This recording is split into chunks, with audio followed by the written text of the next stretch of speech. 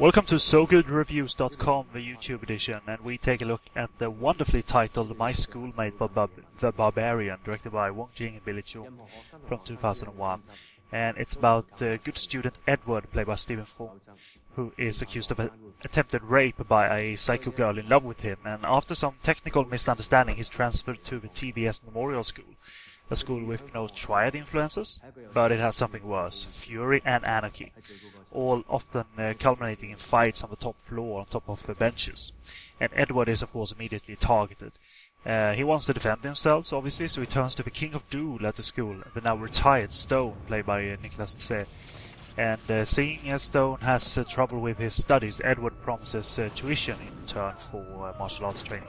And there's also friends made, such as the spunky Phoenix, played by Jung, who falls in love with Edward, and enemies made, such as the top dog at school, Mantis, played by Samuel Pang, and he wants nothing but a duel with the king of duels.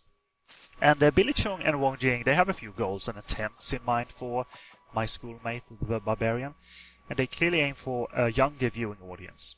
And this will therefore allow some basic script beats and general silliness to have a valid place in their frame.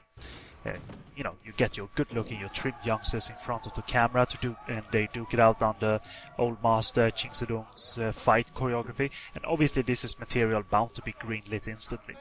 The problem is, across the board there's barely a fit or smooth connection between the very contrasting elements on display, which have been done worse in other flicks, though I should emphasize. You have like 60s style youth romance, and you mainly sense that through the use of music on the soundtrack. There's cartoonish wackiness via Jung's performance, kind of a Japanese anime character, and a master-student relationship a la the martial arts genre.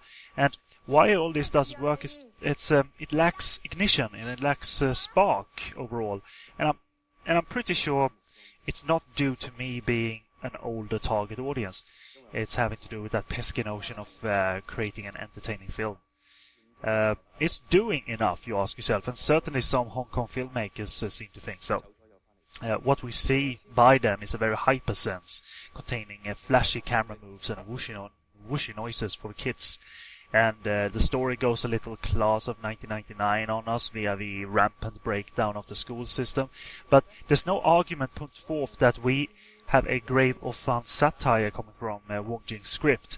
It's basically environments established as a backdrop for tales of friendship, romance, and a stay-in-school message for the kids. Really, it's hard to complain about that filmmaking, but they are on paper notions. On screen, anyone should demand more than we get in My Schoolmate the Barbarian. And when we speak of Ching Siu-tung's action directing, he makes matters quick cut, shaky and blurry, and it's not really until the inevitable fight between Samuel Pang and YESASIA that he goes some amusingly wild places with the fights, especially when they bring in a ceiling fan into the mix. And the CGI really is very apparent, but I don't mind it.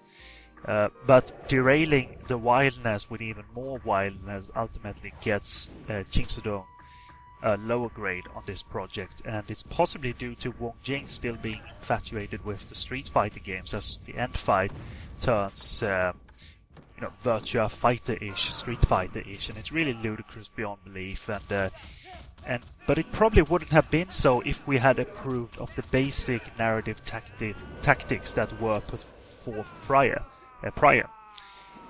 You can put it in another way also.